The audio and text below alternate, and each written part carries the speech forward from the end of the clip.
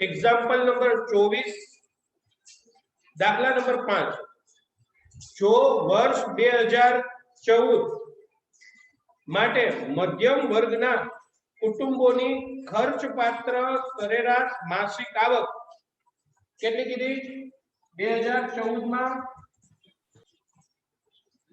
ખર્ચપાત્ર સરેરાશ માસિક આવક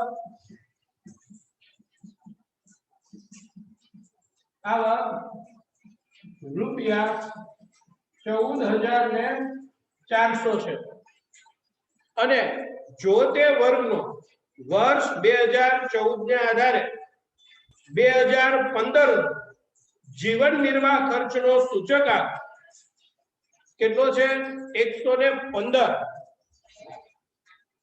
2015 નો जीवन निर्वाह खर्च सूचकांक કેટલો છે 115 છે તો 2015 ના વર્ષ માટે કુટુંબની ખર્ચપાત્ર સરેરાશ માસિક આવક કેટલી થવી જોઈએ તો મિત્રો એના માટે 2014 ને આધારે આધાર વર્ષ જો 2014 હોય શું કીધું આધાર વર્ષ જો 2014 હોય તો આપણને મૂલ્ય આપ્યું છે કેટલું આપ્યું છે સૂચકાંક 2014 ત્યારે આધાર વર્ષ એટલે 2014 ના આધાર વર્ષ એટલે કે એનો સૂચકાંક 100 હોય તો ખર્ચપાત્ર સરેરાશ માસિક આવક કેટલી દીધી 14,400 પણ 2015 નો જીવન નિર્વાહનો સૂચકાંક કેટલો થઈ ગયો 115 તો ખર્ચપાત્ર સરેરાશ આવક કેટલી થશે એ તમારે ગોતવાનું છે તો આપ જાણો છો 2015 માં આધાર વર્ષની સરખામણીએ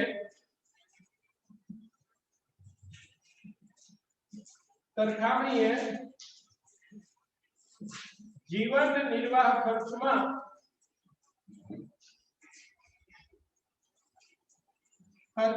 કેટલા ટકાનો વધારો થયો છે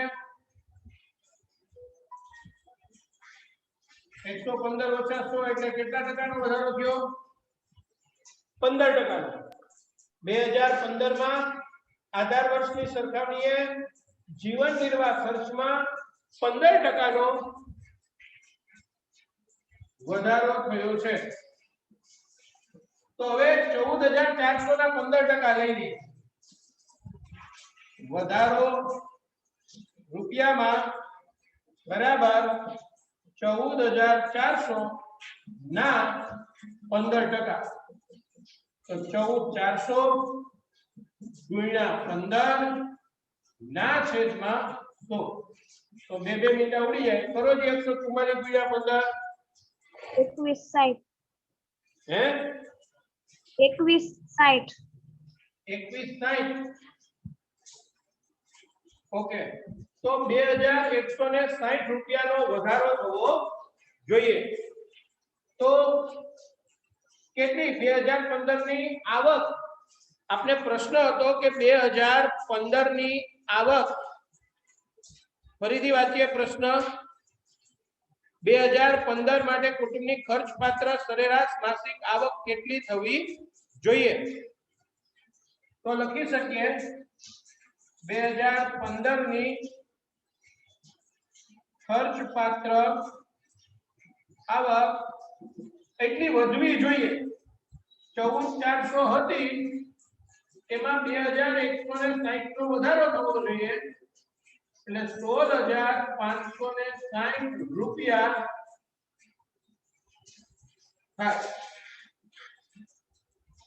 આવી રીતે ગણતરી થાય એક બીજી રીત પણ છે શું કરવાનું એમાં 14,400 વત્તા 14,400 ના 15% એમ કરીને ન્યાને ન્યા ઈ સ્ટેપમાં બે કરી નાખ્યું હોય તો પણ ચાલે તો પણ મને કઈ વાંધો નથી બરાબર આ રીતે આપણે 2015 ને આધારે ખર્ચપાત્ર સરેરાશ માસિક આવક કેટલી હતી 2014 ની ખર્ચપાત્ર સરેરાશ માસિક આવક 14,400 15 નો જીવન નિર્વાહ ખર્ચનો સૂચકાંક આધાર વર્ષની સરખામણીએ 115 થયું 2015 માં. તો 2015 માં આધાર વર્ષની સરખામણીએ જીવન નિર્વાહ ખર્ચમાં થયેલો ટકાવારી વધારો કેટલો? તો 115 માંથી 100 બાદ કરો એટલે 15% નો વધારો. આ ટકાને પહેલા રૂપિયામાં ફેરવા તો 2160 રૂપિયા થયા. ઈ 14400 માં ઉમેરી દીધા એટલે 16560 રૂપિયા થાય. ચાલો ત્યાર પછી જોઈએ. હા કૃષ્ણબેન. સર એમાં એમ આપ્યું ને કે 2014 તો આધાર વર્ષ છે એટલે એનો સૂચકાંક 100 હોય અને આનો સૂચકાંક 115 આપી દીધો તો 100 એ સરેરાશ માસિક આવક 14400 તો 115 એ કેટલી? ત્રિરાશિ મૂકીને દાખલો કરીએ તો ચાલે? બેટા ત્રિરાશિ છે ને ઈ પ્રાઇમરી લેવલનું છે. હા કરાય, નો થાય એવું નથી, જવાબ આ જ મળે. પણ તમે બીજું કરી શકો.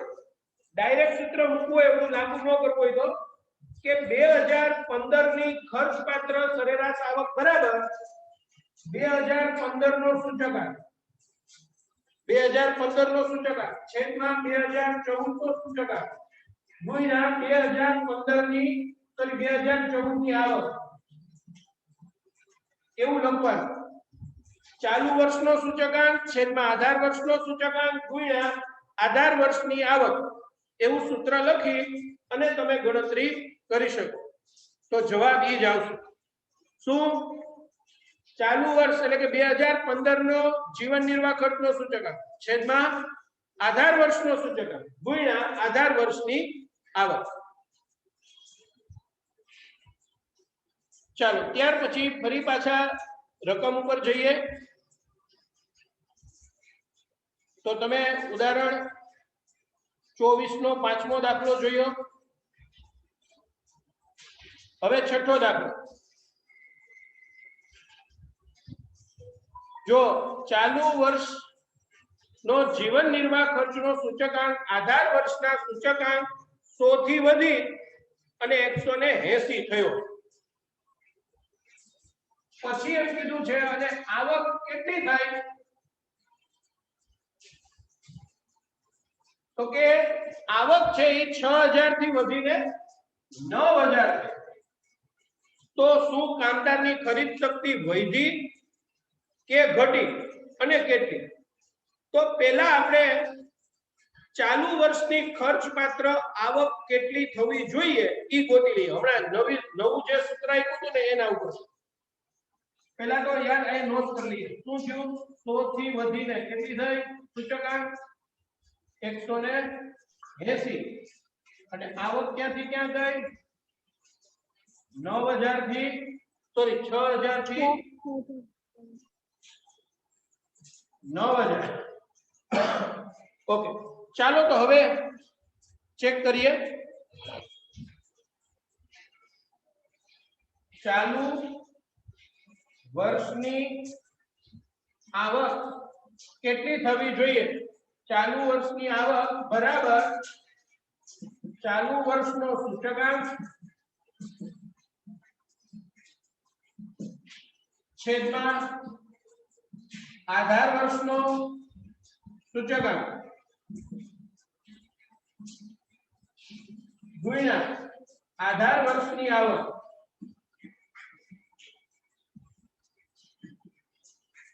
જો જે ચાલુ વર્ષનો સૂચકાંક 180 આધાર વર્ષનો 100 આધાર વર્ષની આવક 6000 18 × 108 અને વાહે બે મીંડા 10000 ને 800 રૂપિયા થાય. એટલી થવી જોઈએ. એને બદલે આવક થઈ છે કેટલી? કેટલી આવક થઈ છે? 9000. 9000 જ થઈ. થાવી કેટલી જોઈતી હતી?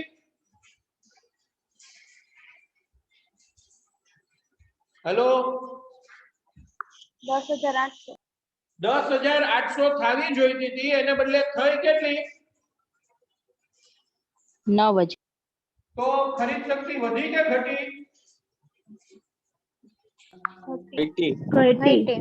આમ ખરીદ શક્તિ માં ઘટાડો થયો છે. ઘટાડો કેટલો થયો? તો કે ખાવી કેટલી જોઈએ આવક 10,800, એને બદલે થઈ હતી કેટલી? તો કે 9,000. બંનેની બાદબાકી કરીએ તો 1,800 રૂપિયા.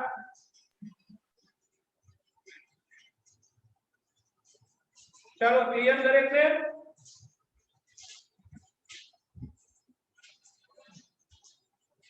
ફરીથી એકવાર શું કીધું? આધાર વર્ષની સરખામણીએ ચાલુ વર્ષે જીવન નિર્વાહ ખર્ચનો સૂચકાંક 100 થી વધીને 180 થયો અને જ્યારે એની ખર્ચપાત્ર આવક 6,000 થી વધીને 9,000 થઈ. તો શું ખરીદ શક્તિ વધી કે ઘટી? અને જો ઘટાડો થયો તો કેટલો? તો પહેલા તો ચાલુ વર્ષની આવક કેટલી થાય? તો એના માટે જે કહ્યું ચાલુ વર્ષની આવક બરાબર ચાલુ વર્ષનો સૂચકાંક છેદમાં આધાર વર્ષનો સૂચકાંક ગુણ્યા આધાર વર્ષની આવક 180 છેદમાં 100 ગુણ્યા 6,000. બે મિનિટ ઉડી ગયા. 180 ગુણ્યા 60 10,800 થવી જોઈએ, પણ થઈ કેટલી? તો આમ ખરીદ શક્તિમાં શું થયો? ઘટાડો થયો. 9,000 થઈ, આવી જોઈએ 10,800. કેટલો ઘટાડો થયો? 10,800 માંથી 9,000 બાદ કરો એટલે 1,800 રૂપિયાનો ખરીદ શક્તિની અંદર ઘટાડો થયો છે એમ કહેવાય. ચાલો ત્યાર પછીની વાત કરીએ મિત્રો. 7મો મુદ્દો છે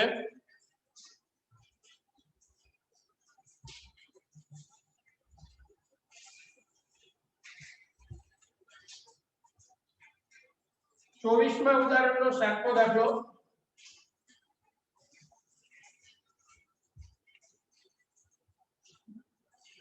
જેમાં એવું કીધું છે વર્ષ 2015 ઉદાહરણ 24 નો 7મો દાખલો છે.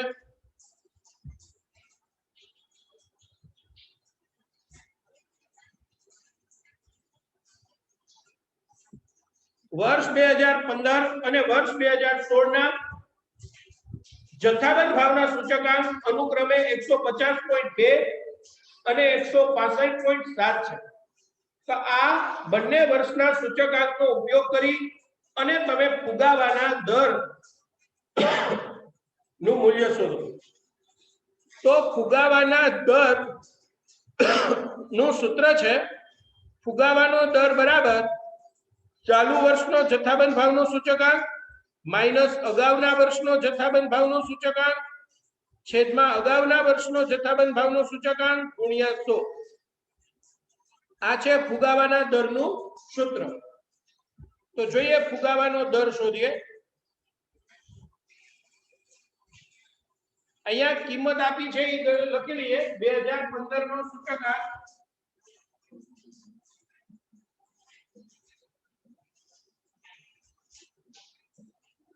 2015 નો જથ્થાબંધ ભાવનો સૂચકાંક આપ્યો છે 150.2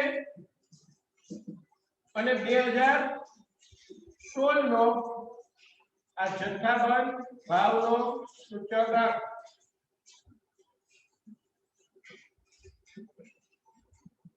અને 2016 માટે આપ્યો છે 165.7.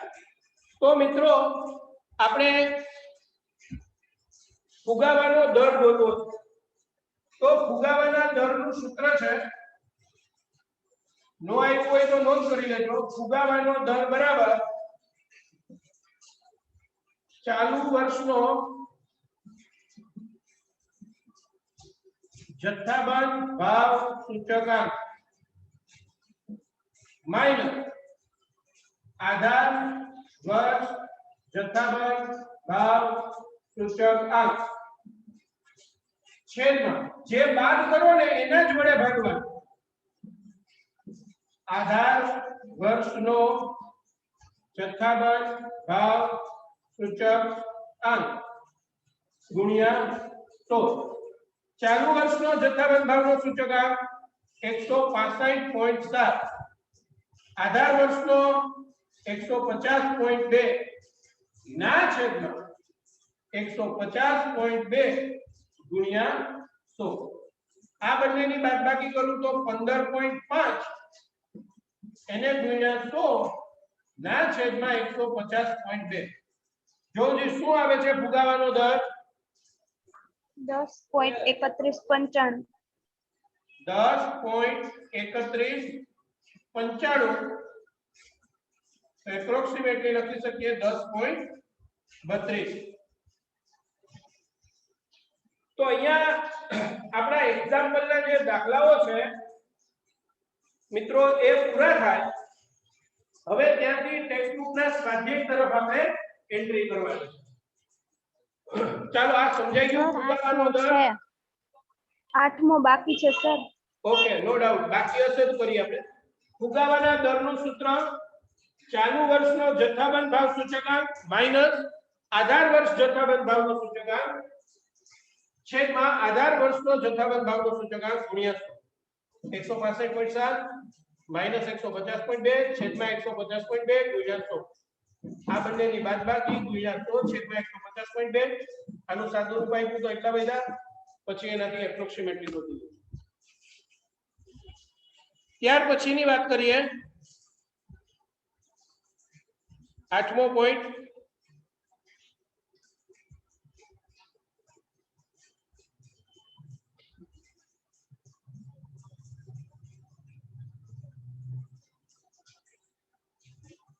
આઠમા મુદ્દાની અંદર એક્ઝામ્પલ 24 એનો 8મો મુદ્દો છે, જેની અંદર આપણને કીધું છે જો ત્રણ વસ્તુઓના ભાવ સાપેક્ષ અંકમાં થયેલો વધારો, ભાવ સાપેક્ષ અંકમાં થયેલો ટકાવારી વધારો એટલે એ સૂચકાંક થયો તમારો, અને વધારો કીધો છે એટલે 100 માં ઉમેરવાનો એટલે એનો I થશે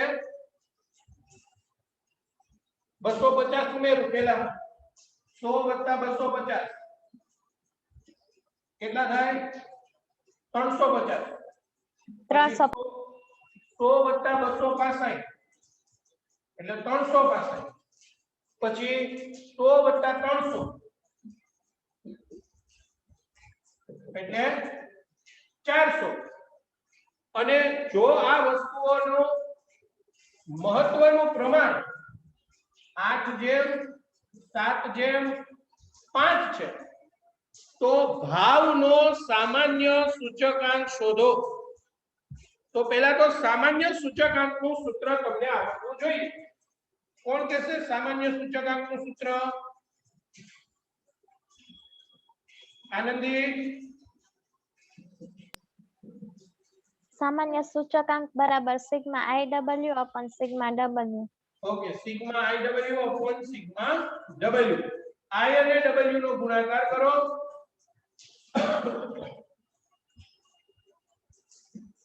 2800 2000. હાલો આનું કહી દો જી. 2555. 2555.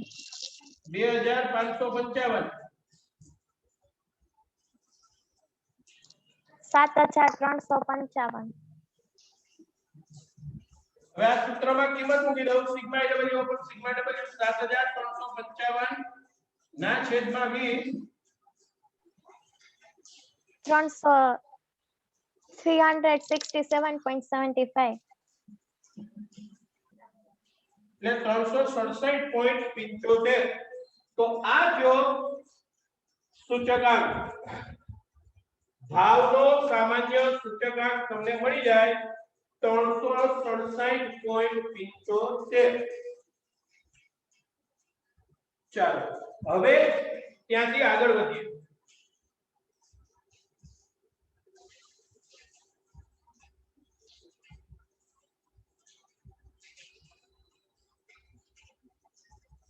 હવે આગળ જોઈએ તો સારાંશ એટલે કે આ પ્રકરણમાં શું શીખાય આપણે બે વખત વાત કરી લીધી છે, એટલે સીધા આપણે આપણા પ્રકરણના મુદ્દા તરફ એટલે કે સ્વાધ્યાય તરફ જઈએ તો વધારે સારું રહેશે. સૂત્રો પણ આપણે શીખી ગયા છે, વચ્ચે એક દિવસ લીધી હતી ચર્ચા આખી સૂત્રોની. ફરી પાછું આવતીકાલે આપણે સૂત્ર અને સારાંશ પહેલા કરશું. ચાલો વિભાગ એ સ્વાધ્યાય 1 વિભાગ એ એનો પહેલો પ્રશ્ન છે.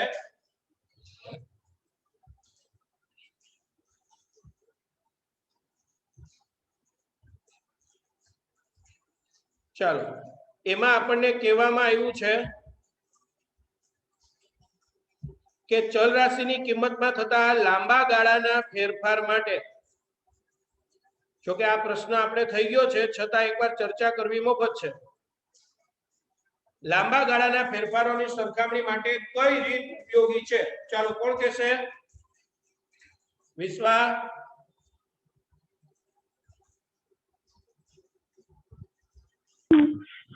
અચલ આધારની રીત. ખૂબ સરસ. તો પહેલા પ્રશ્નનો જવાબ આવશે અચલ આધારની રીત. ચાલો ત્યાંથી આપણી ચર્ચાને આગળ લઈ જઈએ. પ્રશ્ન નંબર 2, લાસ્પેયરના સૂચકાંકની ગણતરીમાં કયો વપરાશ લેવામાં આવે છે? લાસ્પેયરના સૂચકાંકની ગણતરીમાં કઈ વપરાશ ધ્યાનમાં લેવામાં આવે? ચાલો કૃષ્ણા. આધાર વર્ષનો વપરાશ. ખૂબ સરસ. આધાર વર્ષનો વપરાશ ધ્યાનમાં લેવાય છે. પણ જીવન નિર્વાહ ખર્ચના સૂચકાંકની રચનામાં કયા ભાવને ધ્યાનમાં લેવાય? તો અહીંયા છેલ્લે ઢકાઈ ગયું છે અને એ ભાવ છે છૂટક ભાવ. જીવન નિર્વાહ ખર્ચના સૂચકાંકની રચનામાં કે જથ્થાબંધ ભાવ?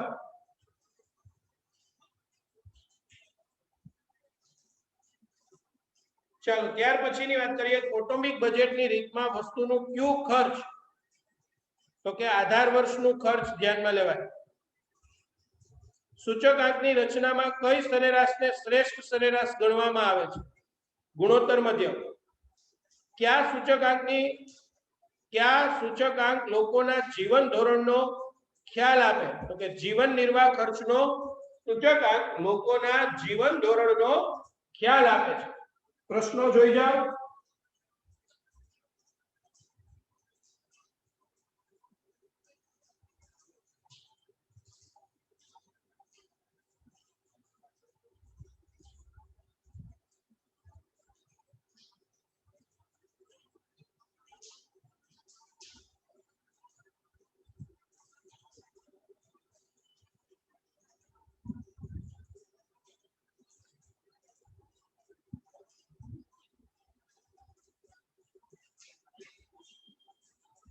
અહીંયા એક રહી ગયું હતું, છૂટક ભાવ દેખાતું નહોતું. ચાલો ત્યાર પછીની વાત કરીએ. નેક્સ્ટ ક્વેશ્ચન છે આપણો 7મો પ્રશ્ન છે.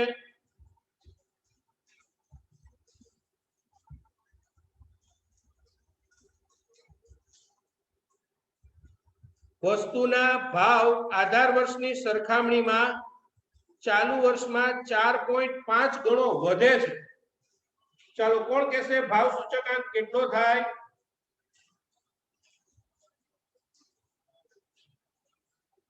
ચાર 4.5 ગણો વધે. ગણો અને વધે આ બે શબ્દો છે. ગોહેલ ધ્રુવ.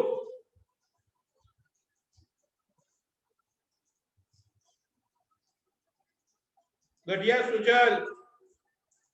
ફેનિસ. હા સર.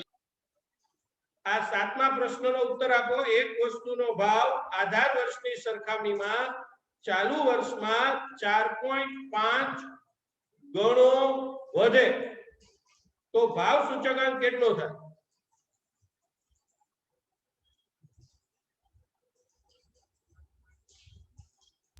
ચાલો ભાઈઓ 550.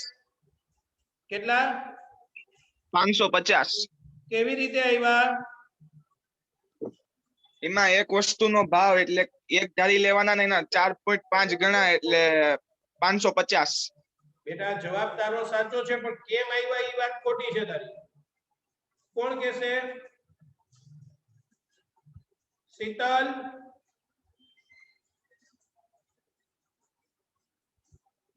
ફેનિસ. ભાઈઓમાંથી કોઈ?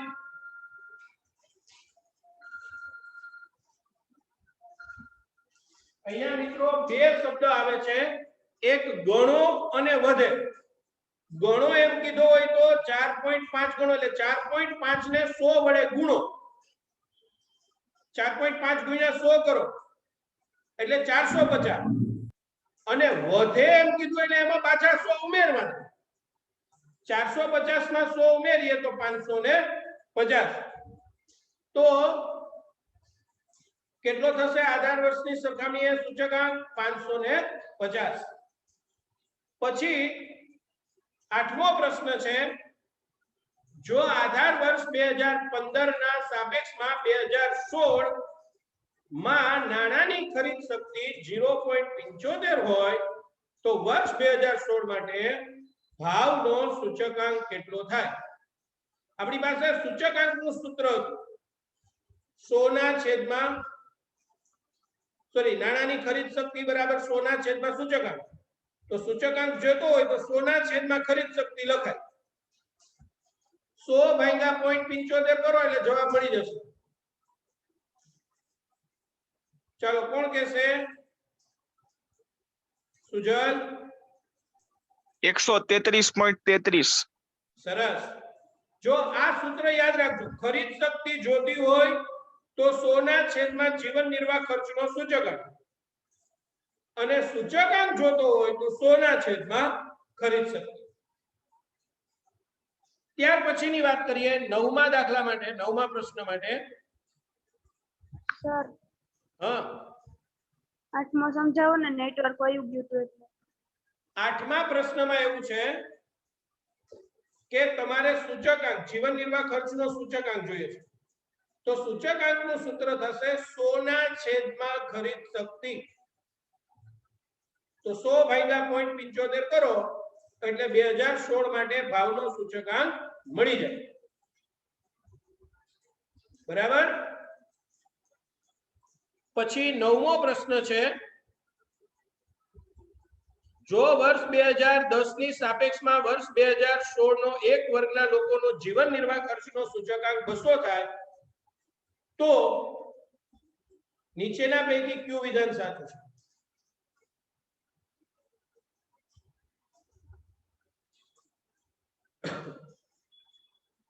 સૂચકાંક 200 થયો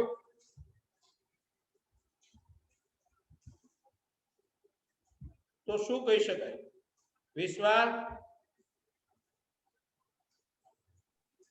નાણાંની ખરીદ શક્તિ રૂપિયા 0.5 છે 200 ભાગ્યા 100 બરાબર 0.5 સરસ 200 100 ના છેદમાં જીવન નિર્વાહ ખર્ચનો સૂચકાંક 100 છેદમાં 200 100 ભાગ્યા 200 કરીએ એટલે 0.5 ચાલો ત્યાર પછી 10મો પ્રશ્ન છે આઈપી અને આઈએફ બંનેના મૂલ્યો સરખા હોય તો યાદ રાખવાનું બે હરખા હોય તો ત્રીજો હરખો જ હોય આઈએલ આઈપી અને આઈએફ આ ત્રણ પૈકી કોઈ પણ બે ના મૂલ્યો સરખા હોય તો ત્રીજો સરખો જ હોય તો આમાં આવશે સી ઓપ્શન આઈએફ બરાબર આઈપી બરાબર આઈએફ ત્યાર પછી પ્રશ્ન નંબર 11 જો વર્ષ 2013 માટે એક વર્ગની કુટુંબની ખર્ચપાત્ર સરેરાશ આવક 20000 છે અને જો તે વર્ગનો 2013 ના વર્ષના આધારે 2015 નો સૂચકાંક 130 હોય તો વર્ષ 2015 ના વર્ષ માટે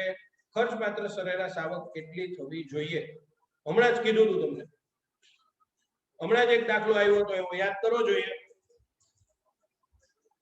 કૃષ્ણા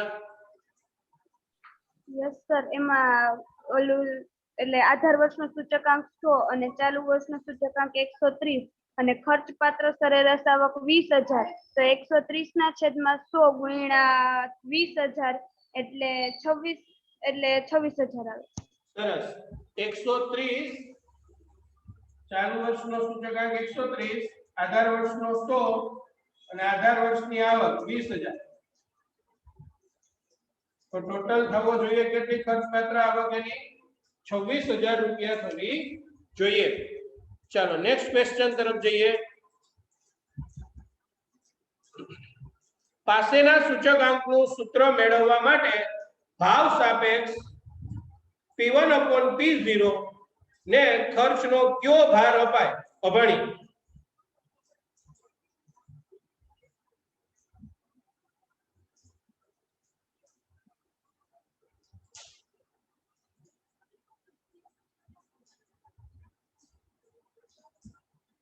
ચાલો 12મા પ્રશ્ન માટે અભાણી કૃપા P1/P0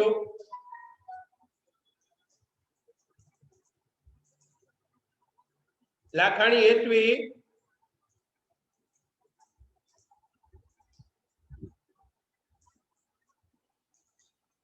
હવે જેને આવડતો હોય એ ભાઈ હાથ ઊંચો કરો.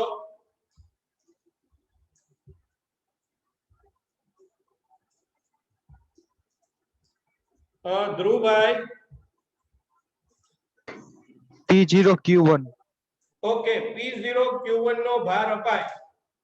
આ આપણે વારંવાર વાત કરી હતી. અને લાસ્પેયરના સૂત્રમાં શું આવે?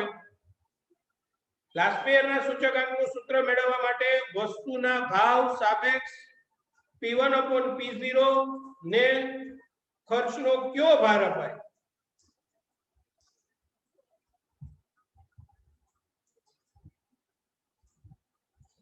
વ્યાસ કૃપા.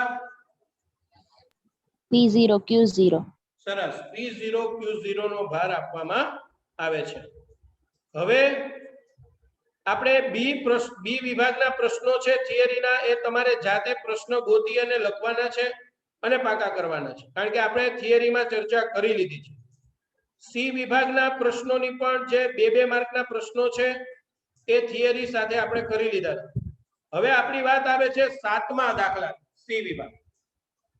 એક સમયગાળા દરમિયાન જીવન નિર્વાહ ખર્ચનો સૂચકાંક 280 થી વધીને 340 થયું અને વેતન 13,500 થી વધી 14,750 થયું, તો કામદારને વાસ્તવમાં કેટલો ફાયદો થયો કે નુકસાન?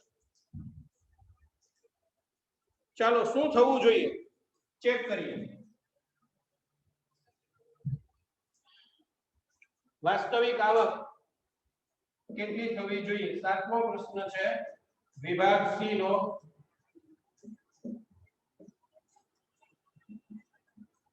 ચાલુ વર્ષનો સૂચકાંક કેટલો છે? 340. આધાર વર્ષનો 280 અને આધાર વર્ષની આવક હતી 13,500.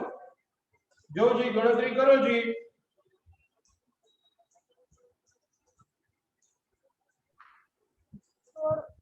ઓગણચાલીસ 2.86. હે 1639 2.86. 1639 2.86 એટલા રૂપિયા થવી જોઈએ. વાસ્તવિક આવક એટલી થવી જોઈએ અને થઈ છે કેટલી? 14,750. તો કામદારને વાસ્તવમાં ફાયદો થયો કે નુકસાન? તો શું થશે? નુકસાન. નુકસાન. પછી તો લખીશ કામદારને વાસ્તવમાં નુકસાન થશે. કેટલું? તો કે નુકસાનની ગણતરી કરવી હોય તો નુકસાન બરાબર 16,392.86 માઈનસ તે થઈ ગયેલી 14,750.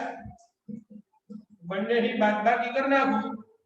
1642.86. 1642.86. 1642.86. 1642.86 એટલા રૂપિયા એને નુકસાન જાય છે.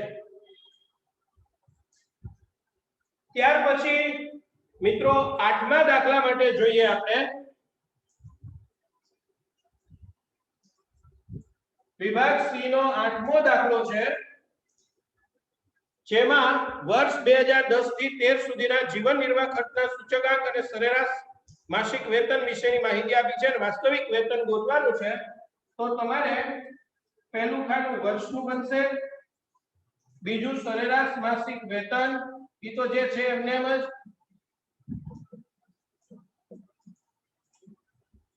ત્યાર પછીનું ખાનું બનશે જીવન નિર્વાહ ખર્ચનો સૂચકાંક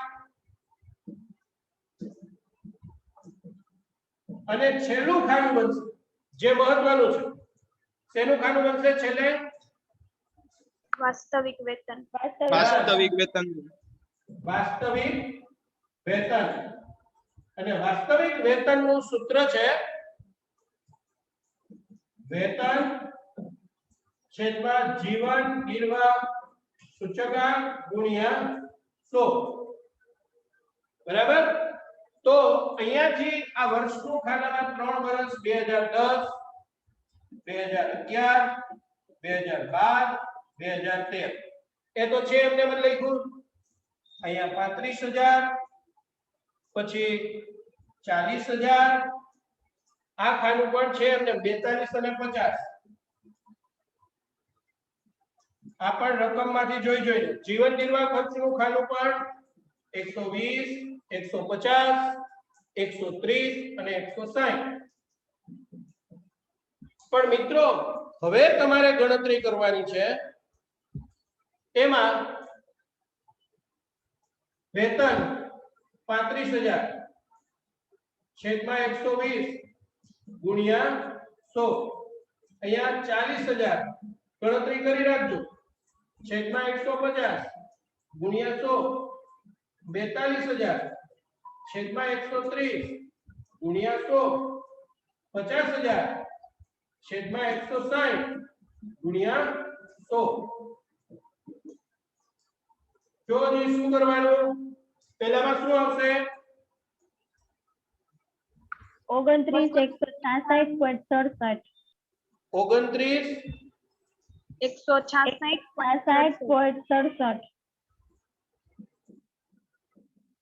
ચાલો બીજામાં 26,666.67 ચાલો પછી 32 32 32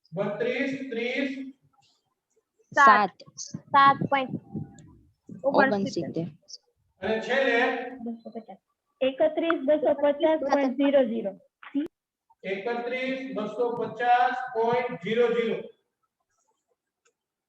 ઓકે તો આવી રીતે આપણે એમનું મૂલ્ય મેળવી શકીએ ચાલો ક્લિયર એટલું